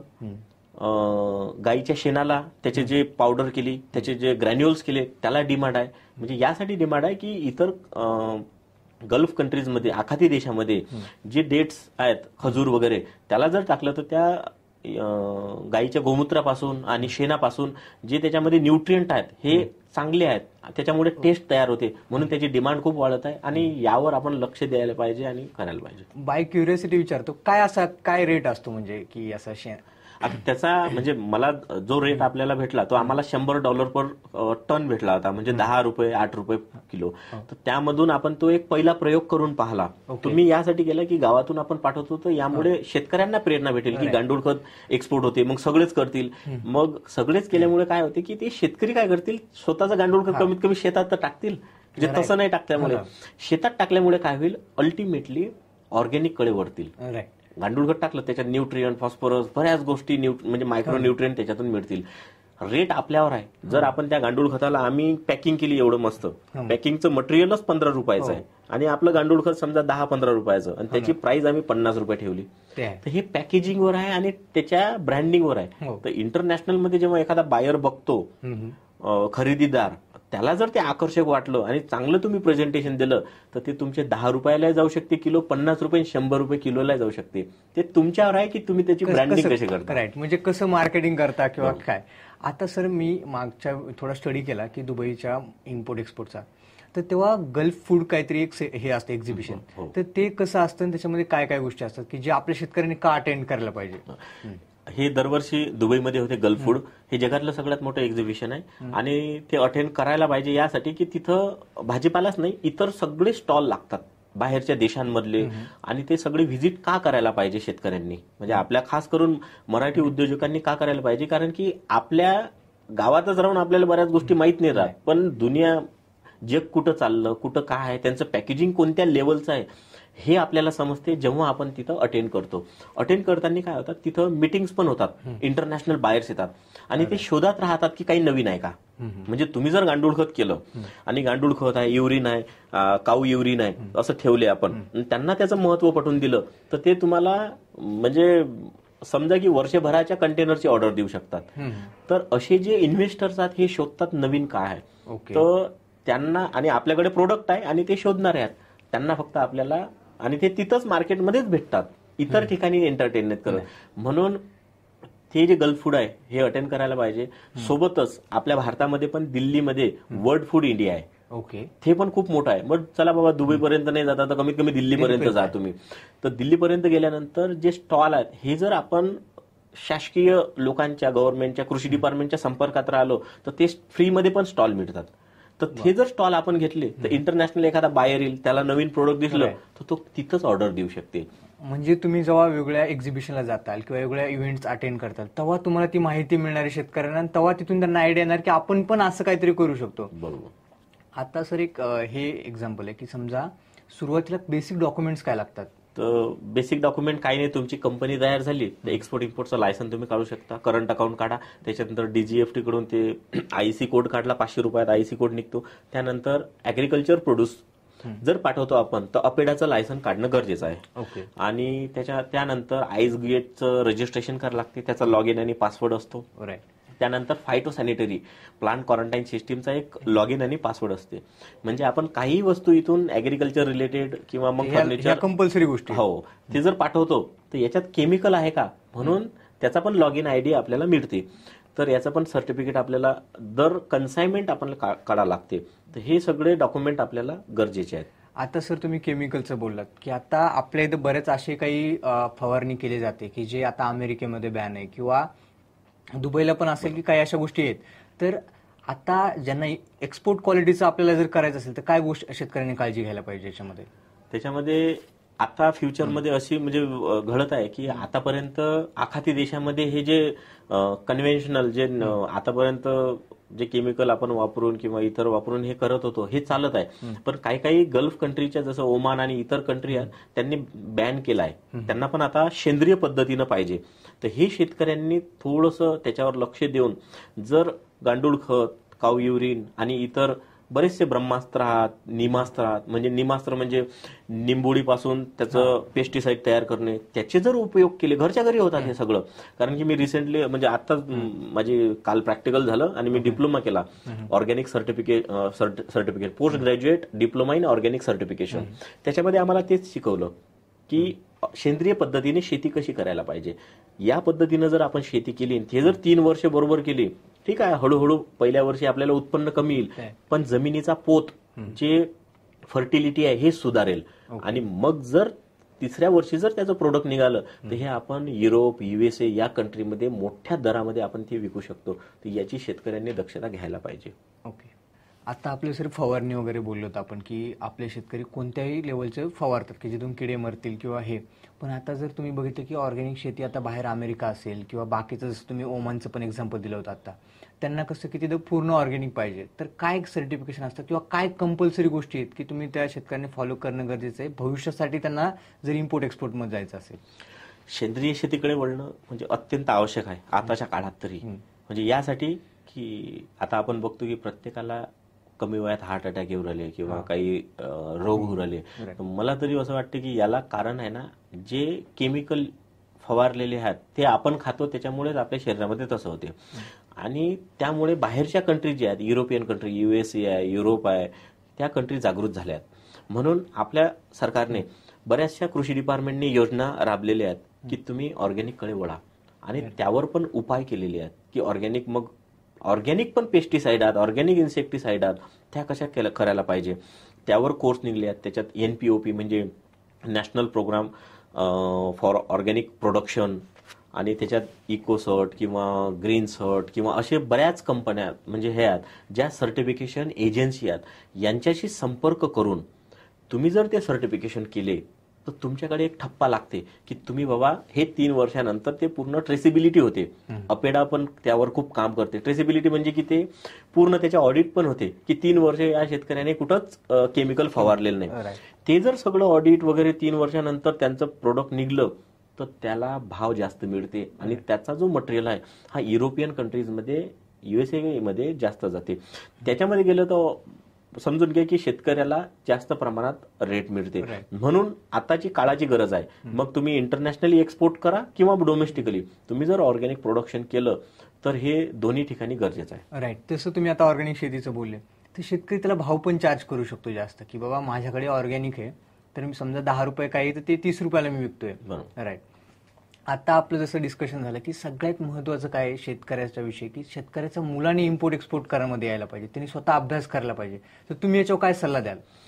ते अत्यंत गरजेचं आहे. कारण की जर आतापर्यंत आपले आई बाबा शेती करतात, म्हणजे माझं घरचं उदाहरण आहे की 2 एकर शेती आहे. आई बाबा सकाळी जातात, दुपारी येतात, पूर्ण शेती फिरतात, सगळं तण वगैरे म्हणजे काढतात, तिथलं विडिंग करतात. पण मी जातो तर गांजर गवती उपलब्ध नाही, यासाठी की जिवार येते. आणि या धुऱ्याहून त्या धुऱ्यापर्यंत जायपर्यंत माझे पाय दुखतात.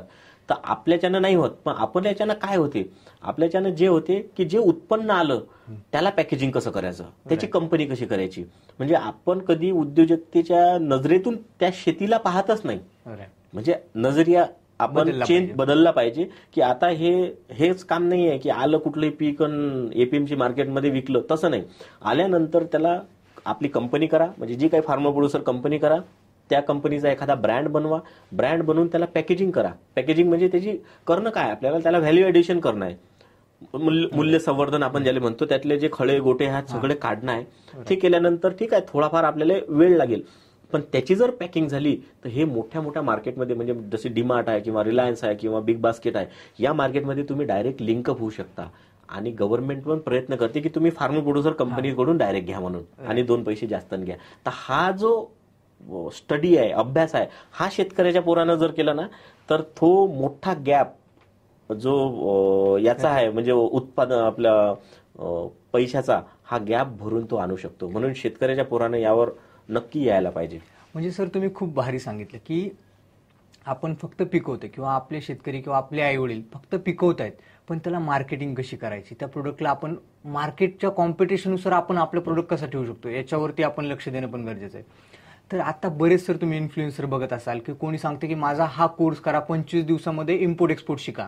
त्याच्यावर काय म्हणणं, खरंच 25 दिवसामध्ये इम्पोर्ट एक्सपोर्ट शिकू शकतो आपण? नाही, 25 नाही, मी तर म्हणतो की 6 महिन्यातही शिकत नाही एक्सपोर्ट इम्पोर्ट. मला शिकायला म्हणजे मला कोणी शिकवलं नाही, पण मी शिकलो कसा, जे गोष्ट करायची आहे ती केली, ज्याच्यात 2 पैसे जास्त लागले, लॉस झाला. मला मुंबईवरून काही पाठवायचं आहे, मी मुंबईत गेलो, कोल्ड स्टोरेजमध्ये गेलो, म्हणजे जो येण्या जाण्याचा खर्च आहे पाहिलं, प्रॅक्टिकल शिवाय तुम्ही काहीच शिकू शकत नाही. थिअरॉटिकली कितीही कोणी सांगितलं तर जमत नाही. तुम्ही पोर्टवर व्हिजिट द्या, पोर्टवर व्हिजिट देऊन ते कंटेनर पाहाल तुम्ही, बाकीचं काय शिकीन. तर हे 25-30 दिवसात शिकण्यासारखी गोष्ट नाही. याच्यात कन्सिस्टन्सी, सातत्य पाहिजे. आणि एकच पाहिजे की मला बाबा हा कोर्स शिकायचा आहे. तर कोर्स शिकणं म्हणजे काय की अशा ठिकाणी करा तुम्ही की जिथं तुम्हाला प्रत्येक गोष्ट प्रॅक्टिकली शिकवल्या जाईल. उदाहरणार्थ तुमचे डॉक्युमेंटेशन कमी पैशात, म्हणजे तुम्ही कम्पेअर करायला पाहिजे 10 लोकांकडून की जो कोर्स करतो हा 10 लोकांचा कोर्स किती आहे. आपले पैसे जास्त तर नाही जात, म्हणून एखाद्या जेन्युन लोकांकडूनच तो कोर्स करायला पाहिजे. कोर्स नाही केला, मी कोर्स नाही केला म्हणून मी बरेच पैसे माझे लॉसमध्ये गेले. पण प्रत्येक गोष्टीचा म्हणजे अशा कोर्स जर केले तर आपल्याला छोट्याफार गोष्टी माहित होतात. तर त्या गोष्टी तो पुढचा व्यक्ती प्रॅक्टिकली शिकवतो का, म्हणजे खरंच तो त्या शेतावर नेते का, मिरची किंवा कांदा किंवा द्राक्ष किंवा मग डाळिंब, हे त्या तिथून नेऊन तो तिथे क्वालिटी दाखवते का, की याची साईज किती आहे, हे सगळं जर तो दाखवत असेल, ते प्री कुलिंग कसं कंटेनर जाते, ह्या सगळ्या गोष्टीसाठी जवळपास मला असं वाटते की कमीत कमी त्याने 1 वर्ष द्यायला पाहिजे. त्याच्यानंतर ठरवायला पाहिजे की मी एक्सपोर्ट करायला पाहिजे का. त्यानंतर पण जे एक्झिबिशन्स होतात म्हणजे भारतात आणि भारताच्या बाहेर, तर ते एक्झिबिशन अटेंड करायला पाहिजे. आणि त्यानंतर आपलं जे प्रोडक्ट आहे हे जेव्हा आपण सांगतो, आणि खास करून डिमांड आपली असायला पाहिजे की ऍडव्हान्स पैसे आपल्याला भेटले पाहिजे. जर असं असेल तेव्हाच एक्सपोर्ट करणं गरजेचं आहे, अन्यथा पटकन पाऊल उचलायला नाही पाहिजे. म्हणजे अगदी बरोबर बोललात की आपण कोणती पण असं एक एक्झाम्पल घेऊया की समजा आपण थेरॉटिकल गोष्टी केली तर नाहीच ते करू शकणार. प्रॅक्टिकली जोपर्यंत माणूस त्याच्यामध्ये होणार नाही तेव्हा त्याला गोष्टी कळतील की बाबा इथं असं आहे, ह्या गोष्टी आहेत, ते पण इम्पॉर्टंट आहे. तर आता मला विचारायचं की समजा असे तुम्ही आता इम्पोर्ट एक्सपोर्टचा बराच अभ्यास केला, असे काय शेतीविषयी प्रोडक्ट आहेत की जे तुम्हाला असं वाटत नव्हतं की ते पण गोष्टी एक्सपोर्ट होतात बाहेर. जसं की आता मी रशियाला गेलो होतो, तर तिथं आम्ही केळी पण नेले होते. तर केळीची पावडर पण एक्सपोर्ट केल्या जाते. म्हणजे बरेच शेतकरी, मी आता मागे पंढरपूरला गेलो होतो, तर केळीची मोठी बाग होती. त्या शेतकऱ्यांना विचारलं तर भाऊ म्हणे हे 2 ते 3 रुपये किलोनं चालली, त्यापेक्षा म्हणे मला, म्हणजे मीच स्वतः ट्रान्सपोर्टेशन करीन तर मलाच पैसे द्यावे लागतील जास्त, त्यापेक्षा म्हणे इथंच पडून देतो. मग त्यापेक्षा जर शेतकऱ्यांनी किंवा त्याच्या पोरानं जर त्या केळीला तोडून त्याची पावडर केली तर तीच 250-300 रुपयाच्या किलोच्या भावाने विकू शकतो. ती जर ड्राय म्हणजे सन ड्राईड किंवा मग जर सोलार ड्राईड केली तर. दुसरी एक पद्धत आहे, त्याला फ्रीज ड्राईंग म्हणतो.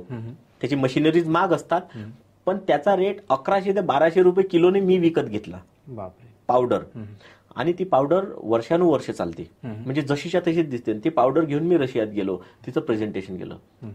गडचिरोली किंवा चंद्रपूर या साईडला महुवाचे फुलं येतात, तर ते जर आपण जसे मनुके खातो ते खाल्ले तर हेल्दी आहेत, तर ते पण मी नेले. त्याचे महुवाचे चॉकलेट्स करतात तयार, त्याचे लाडू तयार करतात. आंबाडी आहे, माझ्या घरी आई बाबाला सांगितलं की 1 एकर आंबाडी लावा, त्यांनी आंबाडी लावली. तर आंबाडी ही खूप शरीरासाठी खूप चांगली आहे. तर आंबाडीचं जे पावडर आपण तयार करू शकतो, त्याचा ज्यूस तयार करू शकतो, त्याचं लोणचंही तयार करू शकतो, चटणी तयार करू शकतो. आंबाडी आहे. इतर म्हणजे असं तुम्ही म्हणा की बोर आहात असं कुठलंच प्रोडक्ट नाही जे वाया जाते. किंवा मग कडधान्य असो, त्याला जर आपण पूर्ण पॅकेजिंग वगैरे केली, ड्राय केलं किंवा त्याला जर खूप याच्यामध्ये आपण एक प्रोसेस करून त्याला प्रोडक्ट बनवलं. आता सर एक शेवग्याची शेंग, म्हणजे बऱ्याच आता मी बघितलं सोशल मीडियावर पण खूप गाजलेली आहे.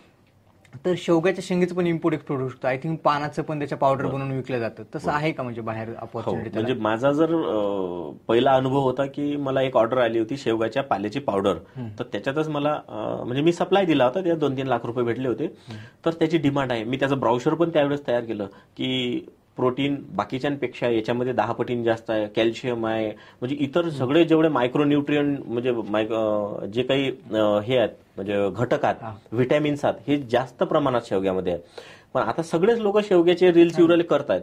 पण मला असं वाटतं त्यांनी जर सेंद्रिय पद्धतीनं केलं आणि त्याची जर व्यवस्थित त्या पालाला काढलं, त्या पाला सुकवला आणि त्याची जर पावडर केली, तर आता पावडर सगळे विकतात. आता त्या पावडरला तुम्ही टॅबलेट फॉर्म मध्ये आणा, त्याच्यात कॅप्सूल मध्ये आणा, कारण की डायटरी सप्लिमेंट आहे ते डायरेक्ट घेतो. आता लोकांना जीवावर येते पावडर टाका हे करा, तर तुम्ही त्याचं टॅबलेट करू शकता. त्याचं ऑइल पण निघते. त्याचे चॉकलेटचे जसे बार आहेत ना, तर तसे बार पण आपण तयार करू शकतो, चॉकलेट बार वगैरे. तर ह्या जर गोष्टी केल्या तर विकू शकतो. सगळे विकतात, पण आपली मार्केटिंग स्ट्रॅटेजी जर चांगली असली आणि त्या पद्धतीची जर असली तर 100% त्याला खूप मोठ्या प्रमाणात डिमांड आहे. युरोपमध्ये पण मोरिंगा, ज्याला मोरिंगा ओलिफेरा त्याचं बॉटनिकल नेम आहे, तर त्याला मोठ्या प्रमाणात आपण करू शकतो. राईट. आता सर तुम्ही बोलताना आपला विषय झाला की लॉसवरती, की बाबा तुमचा पण एकदा लॉस झाला, तर असा लॉस बरेच आता इम्पोर्ट एक्सपोर्टमध्ये होतो. तर बरेच लोक सांगत नाहीत की बाबा आपण एक सांगायला नाही पाहिजे, किंवा काय होतं म्हणजे इम्पोर्ट कसा लॉस होतो, किंवा काय गोष्टी लॉस न होण्यासाठी काय गोष्टी अवॉइड केल्या पाहिजे शेतकऱ्यांनी.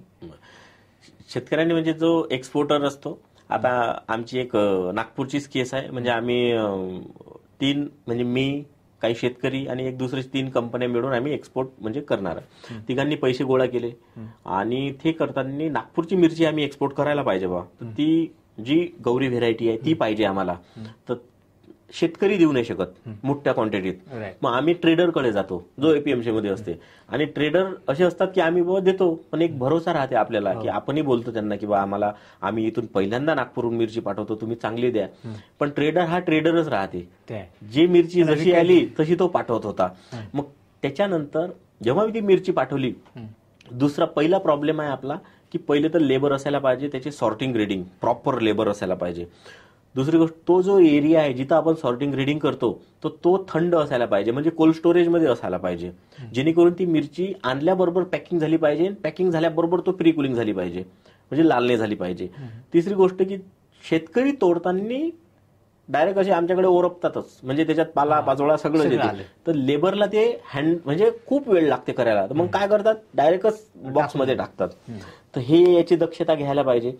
आणि त्यामध्ये सगळ्यात मोठी दक्षता ही आहे की जी व्हेरायटी एक्सपोर्ट होते त्याच्या व्यतिरिक्त हिरवी सगळेच दिसतात, मिक्स मध्ये जर असली तर ती जर आपल्या बॉक्समध्ये मिक्स आली तर ते मग आम्हाला दुबईत दिसते की सगळे लाल मिरची पडली. मग लाल झाली तर आपल्याला खूप कमी रेट मिळतो किंवा मग रेटच मिळत नाही, त्याच्यामध्ये खूप मोठा लॉस होतो. इतर शेतकरी काय करतात, एका प्लॉटमध्ये 4-5 व्हेरायटी घेतात आणि एक्सपोर्टरला देऊन देतात, त्यांना विकायचं राहते वन टाइम मध्ये, पण पुढच्या वेळेस तो एक्सपोर्टर तिथं कधीच येणार नाही. राईट, ते आहे. पण काही जिल्हे असे आहेत की त्यांना माहित आहे ही मिरची एक्सपोर्टला चालली, तर ती जेव्हा तोडताना एवढ्या सुंदर पद्धतीने ते लेबर तोडतात मजूर, तर ती कंटिन्यू त्या मिरचीला आणि आमच्याकडच्या मिरचीला जिथून आहे तर त्याचा रेट हा जवळपास 50 ते 60 रुपयाच्या पटीनं जास्त राहते. म्हणजे हा जर 20 रुपये असेल तर तो 70 रुपये राहतो. का? फक्त क्वालिटी. म्हणून क्वालिटीवर शेतकऱ्यांनी लक्ष द्यायला पाहिजे. जर क्वालिटीचा माल जर शेतकऱ्यांनी ट्रेडरला दिला तर तो माल चांगला जातो, जर नाही दिला तर तो एक्सपोर्टर लॉसमध्ये होतो, आणि तो झाल्यामुळे त्या एरियाची मिरची तो कधीच घेत नाही, आणि असे लॉस बऱ्याच होतात. आता आम्ही हावेरीची मिरची पाठवली, येतानीच त्याला 14 तास लागले. त्यानंतर मिरची म्हणजे गाडी उभी राहते, इतर जे लेबर आहेत ते काम करत राहतात मुंबई सारख्या ठिकाणी, मग त्यांचं जेव्हा ते काम संपते त्याच्यानंतर ती गाडी अनलोड करतात. मग ती गाडी उभी राहेपर्यंत ती मिरचीची कंडिशन काय होईल, म्हणजे गरम वाफ सोडते ते. त्याच्यानंतर ते जेव्हा लेट सॉर्टिंग ग्रेडिंग त्याची करतो आपण, तर त्यानंतर करतो, मग त्याच्यानंतर ते तिथं लाल होते आणि खराब होते. याच्यामध्ये जवळपास एका कंटेनरचे लॉस होतात, म्हणजे असे माझे झालेले आहेत, मोठे मोठे लॉस झालेले आहेत. म्हणून ही कॅपॅसिटी असायला पाहिजे प्रत्येक नवीन एक्सपोर्टरला. आणि याचं जर पहिलेच नॉलेज असलं तर कमी पैशातही त्याला प्रॉफिट भेटते. पण हे नॉलेज घेण्यासाठी प्रॅक्टिकल अनुभव असणे गरजेचे आहे. त्या शेतकऱ्यांनी सकाळी 5 वाजता गाडी येते, 4 वाजता गाडी येते, तर स्वतः त्याने तिथं जायला पाहिजे, स्वतः गोष्टी बघायला पाहिजे. म्हणजे रात्रभर राहण्यापेक्षा आपण स्वतः करायला पाहिजे आणि स्वतः झोप उडून ते बघायला पाहिजे, तेव्हा तो खरं शिकतो. नाहीतर दुसऱ्याच्या भरोश्यावर तुम्ही कराल तर हा बिझनेस आहे, एक्सपोर्टर आहे. मोठे मोठे फ्रॉड मुंबई, दुबई, दिल्ली सारख्या ठिकाणी बसलेले आहेत. तो म्हणेन की मी सप्लाय देतो, पॅकिंग करून देतो. तो काय करते, दुसरेच बॉक्स कसेही पॅक करून देते आणि आपल्याला वाटते की बा आपण गोड बोललो, तोही मराठी म्हणून बरेच लोक फसवतात बरं, की बा मी चांगलं करून देतो. पण असं काहीच होत नाही. तुम्ही फक्त तुमच्या डोळ्यावर विश्वास ठेवा, स्वतः तिथं हजर राहा, तेव्हा लॉसमध्ये नाही जाल. नाहीतर पुढचा व्यक्ती सप्लाय म्हणून कुठलीही मिरची भरतो आणि तिथं मोठा लॉस होते. बरोबर आहे. आता सर मराठी माणसाला मराठी शेतकरी असो किंवा मराठी माणसाला एकत्र येण्याची काय गरज आहे? आता तुम्ही दुबईचं एक्झाम्पल दिलं होतं की दुबईमध्ये बरेचसे लोक एकत्र येऊन त्यांनी काही ग्रुप क्रिएट केला. असं आपल्याला एकत्र येणं का गरजेचं आहे महाराष्ट्रामध्ये? पण एकत्र येणं यासाठी गरजेचं आहे, आपली मोनोपॉली नाही आहे, आपल्या शेतकऱ्यांची मोनोपॉली नाही आहे. म्हणजे भारतातल्या शेतकऱ्यांची मोनोपॉली नाही, मी महाराष्ट्राचं नाही म्हणत, ते भारताचे शेतकरी आहेत ना, यांची मोनोपॉली नाही आहे. आपण काय करतो की आपला जो काही माल आहे हा बाहेर देशामध्ये पाठवतो, जसं दुबईला पाठवला, तर तिथले जे व्यापारी आहेत भारताच्या व्यतिरिक्त इतर कंट्रीमधले जे इतर देशामधले व्यापारी आहेत ते ठरवतात की याचा रेट काय असायला पाहिजे. ते का ठरवतात? कारण की आपण तिथं बोलू शकत नाही, त्यांची युनिटी आहे. आणि आपण काय करतो की आपली युनिटी नाही दिसत म्हणून आपण जास्त बोलत नाही. म्हणून आपण तिथं आपला माल दिल्यानंतर आपण जर तिथं 5 लोक जर तयार झालो, आपण ठरवू शकतो की माल एवढ्यातच जाईल नाहीतर देणार नाही. तसं जर झालं तर मोठा रेट आपल्याला भेटण्याची शक्यता आहे. आणि जिथं जिथं चांगले एक्सपोर्टर्स आहेत किंवा मग ग्रुप आहात किंवा नवीन उद्योजक आहात, मराठी उद्योजक आहात, यांनी एकत्रित जर आले तर एकटा माणूस एक काडी तोडू शकते, 10 काड्या तोडू शकत नाही. आपण लहानपणापासून ऐकतो. ग्रुप राहिला ना ते एक संघटन राहते. आणि ते जर मोनोपॉली राहिली आपल्या शेतकऱ्यांची किंवा तिथल्या एक्सपोर्टरची किंवा मराठी उद्योजकाची दुबईमध्ये, तर आपण रेट हा आपण तिथं डिसाईड करू शकतो की किती द्यायला पाहिजे आणि तो भेटू पण शकते. म्हणजे आपल्याकडे जर चांगली क्वालिटी असेल, समजा आपला कांदा असेल तर त्या लेवलला आपण रेट मागू शकतो, नाहीतर देणारच नाही. बरोबर आहे. आणि तो मिळू शकते. म्हणजे दुसरा नाही ठरू शकत ना की याचा रेट किती द्यायला पाहिजे. पण अशी म्हणण्याची हिंमत आपल्या कमी लोकांमध्ये आहे आणि तिथं एकत्रित येत नाहीत, मॅनिप्युलेट होतात दुसऱ्यांच्या सांगण्यावरून. म्हणून असे जर जेवढे शेतकरी आहेत किंवा एक्सपोर्टर आहेत, हे जर उद्योजक तिथं एकत्र आले तर नक्की आपल्या मालाला जास्त रेट भेटण्याची शक्यता आहे. सर, जे इम्पोर्ट एक्सपोर्ट मध्ये नाही त्यांना एक टिप्स काय द्याल तुम्ही? एक टिप्स म्हणजे त्यांनी स्वतः अनुभव घ्यायला पाहिजे. त्यासाठीच आपण ई फिक्कीची स्थापना केली आहे, Exim farmer Indian chamber of commerce and industry. त्याचा चेअरमन मीच झालो आहे. कारण दिवसाचे बरेच 100-200 कॉल येतात, सर मला एक्सपोर्ट शिकवा. तर फोनवर एक्सपोर्ट नाही शिकवल्या जात किंवा एका दिवशी शिकवल्या नाही जात किंवा 2. म्हणजे मी सांगतो हा लॉंग टर्म आहे, कन्सिस्टन्सीचा बिझनेस आहे. म्हणजे जेवढं तुम्ही अनुभव घेत जाता तेवढे तुम्हाला एक्सपिरियन्स येते. काही लॉस होतील, काही प्रॉफिट होतील. जसं बोलले की बिझनेसमध्ये कोणतं असले गट्स असणं खूप महत्वाचं. बरोबर. तर त्या माध्यमातून आपण काय करतो, त्या माध्यमातून त्या शेतकऱ्याला जो मेंबर झाला आमचा, तर जिथून जिथून हळद एक्सपोर्ट होईल, मिरची एक्सपोर्ट होईल, कांदा एक्सपोर्ट होईल, गांडूळ खत एक्सपोर्ट होईल, जे एक्सपोर्ट होईल ते त्याला दाखवायला नेतो. की बाबा बघ सॉर्टिंग रेटिंग असं होत आहे, याचं सॉर्टिंग रेटिंग असं आहे, टेम्परेचर असं झालं, हे प्रॅक्टिकल आपण शिकवतो. तर त्याला तीच सगळ्यात मोठी टिप्स आहे की प्रॅक्टिकल त्याने करायला पाहिजे प्रत्येक गोष्टीचं. ते करू नये. हळूहळू पैसा जर त्याच्याकडे असेल थोडाफार, तर त्याने दुबईत पण जायला पाहिजे आणि रियालिटी पाहायला पाहिजे. त्यावेळेस मी जेव्हा पहिलं कंटेनर पाठवलं, पहिली कन्सायमेंट विमानानं पाठवली, जहाजानं पाठवली, तर मी काय करत होतो की जो माझा लॉस झाला हा कोणाचा झाला नाही पाहिजे. म्हणजे आपल्याकडे गावाकडे म्हण आहे, मला माहीत झालं तर पूर्ण गावाला माहीत झालं पाहिजे. तर पहिले लोक दुबईतला किंवा इथला व्हिडिओ शेअर करत नव्हते.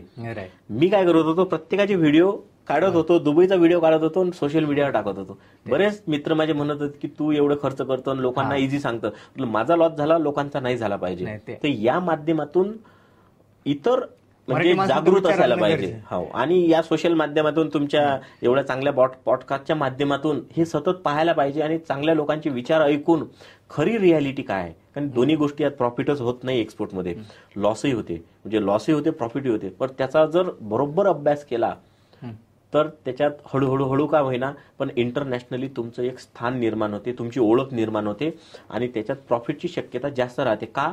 कारण की कंटिन्यू तुम्ही करता. आता मी लिंक्डइनवर म्हणजे पोस्ट करत राहतो. आंबे विकत होतो मी नागपूरला, पण तिथं फोटो काढत होतो आणि तिथं लिहित होतो एक्सपोर्ट क्वालिटी अल्फान्सो मँगो आणि पोस्ट करत होतो. तर मला कतारवरून कॉल आला की आंबे पाहिजे बाबा, आमची इथले जे शेख आहेत त्यांना आंबे पाहिजे. म्हटलं ठीक आहे सर. तर सगळ्यात पहिला प्रश्न आहे सर पेमेंट टर्म काय असेल. तर प्रवीण म्हणे मी आल्यावर देईन आफ्टर डिलिव्हरी. म्हटलं सर मी तुम्हाला ओळखत नाही, तुम्ही जर मला ओळखत नसाल म्हटलं तर पूर्ण माझं लिंक्डइन पेज पहा. तर ते म्हणाले की मी 3 वर्षापासून तुला फॉलो करतो. याचा अर्थ असा आहे की जो एक्सपोर्टर आहे, नवीन एक्सपोर्टर, याने कन्सिस्टन्सी करायला पाहिजे, दररोज पोस्ट टाकायला पाहिजे.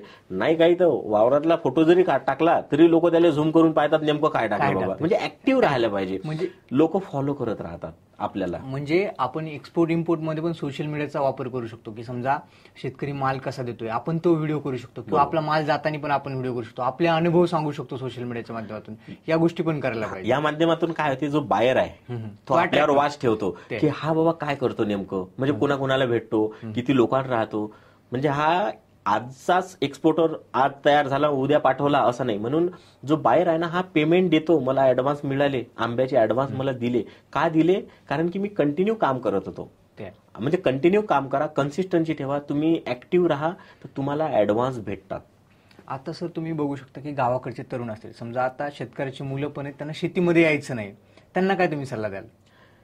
शेतीमध्ये नशी नाही तर त्यांनी दुसऱ्यांचे जे शेतकऱ्यांचे प्रोडक्ट आहेत, जसे बचत गट आहेत किंवा फार्मर प्रोड्युसर कंपनी आहेत, हे बनवून ठेवतात पण त्यांना मार्केटिंग नाही जमत.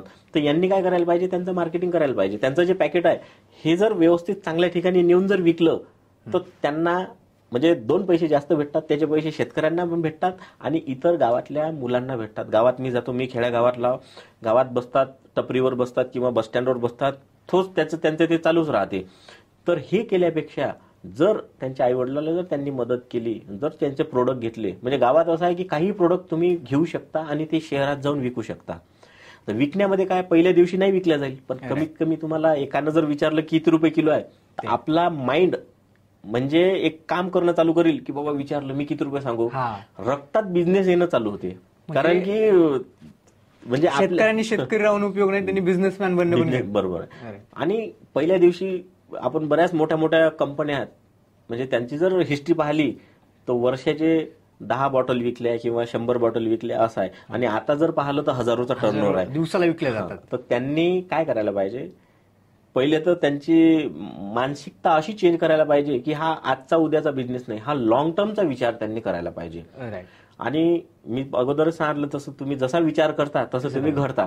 तर जसा विचार तुम्ही करता, जसं तुम्ही त्या चांगल्या लोकात राहता, तसं तुमची तशी चांगली ग्रोथ होते आणि मोठे होता. सर आता एक समजा तुम्ही युनिव्हर्स एक्सपोर्टला पुढच्या 5 वर्षामध्ये कसं बघता, काय तुमचं प्लॅन आहे फ्युचरमध्ये, काय गोष्टी तुम्हाला अचीव्ह करायच्या? मी लिहून ठेवत होतो की पहिल्या वर्षी माझा 20 लाखाचा टर्नओव्हर होता, मग त्याच्यानंतर 50 लाखाचा झाला, त्याच्यानंतर 56 लाखाचा झाला, मग 1 करोडचा झाला, आता 2 करोडचा झाला, मग 5 करोडचा होईल. तर मी 5 वर्षात मला असं वाटतं मी त्या आता 2025 आहे, 2022 मध्ये मी लिहून ठेवलं होतं. म्हणजे प्रत्येक शेतकऱ्याच्या पोराला माझं असं सांगणं आहे की लिहून ठेवा गोष्टी, मॅनिफेस्टेशन करा. हो, मॅनिफेस्टेशन करा, लॉ ऑफ अट्रॅक्शनचं हे करा. मी लिहून ठेवलं होतं की माझे ऑफिस हे 4-5 कंट्रीमध्ये 2025 पर्यंत ओपन म्हणजे झाले पाहिजे.